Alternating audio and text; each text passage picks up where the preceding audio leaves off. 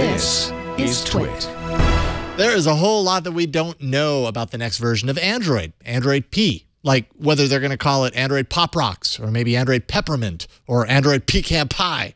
But because Google enjoys getting a head start on releasing early builds of its latest mobile OS, we do know about a lot of features that we can all look forward to. I've actually been running the Android P developer preview on my Pixel 2 XL for around a month now, and I have to say, for an extremely early build that's really not intended to be used as a daily driver, this thing is super stable, considering. I've had few issues in the past month, which is very nice. I've also had plenty of time to live with some of the big new features. So after a month with Android P, I can share my 7 favorite new features that will hopefully make their way to the final build that everyone gets access to later this year. Number 1, I really dig the changes to how volume control is handled on Android P. The volume rocker has shifted from controlling the ringer to controlling media volume by default, which may sound strange, but it's actually way more useful considering I always keep my phone on silent anyways. 2, related to that, the volume dialog that appears on screen has been completely overhauled to offer more control at the tap of a finger with a breakout control panel for connected Bluetooth devices. It's also situated right next to the volume rocker, which is a nice bonus. 3, I've always found that selecting text in stock Android can be just a little bit of a pain. So it's really nice to see the team working on bringing a zoom functionality into text selection, making copy, cut, and paste a bit easier to do anyways. It does feel like maybe this is a work in progress, and I hope to see a bit more refinement to the visual aesthetic by the time this hits prime time.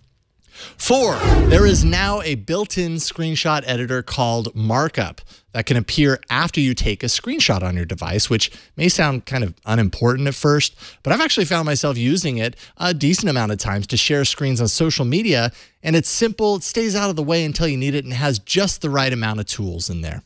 5, if you'd like to keep your device locked into portrait mode, you might actually appreciate this new feature that places a temporary rotation lock button down in the nav bar when it senses that you have your phone rotated. You just tap it, and your phone will stay in that rotation until you, again, tap out of it. Think of this as your I'm reading in bed screen lock function.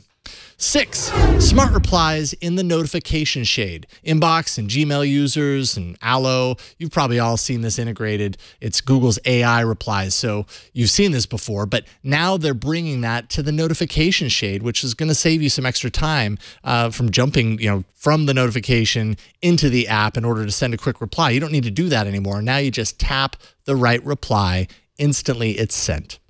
And 7, this last one isn't something I've actually needed to use, but it's a nice security feature called Lockdown that, once activated in settings, will actually appear as an option at the bottom of the power dialog. Tapping that button enters lockdown mode, which deactivates all other ways of unlocking the device, save for PIN and pattern access.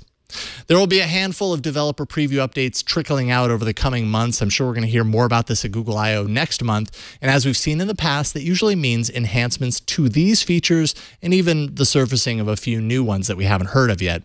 But if you want to get in on the Android P developer preview right now, you're going to need a Google Pixel device to do it, sorry to say.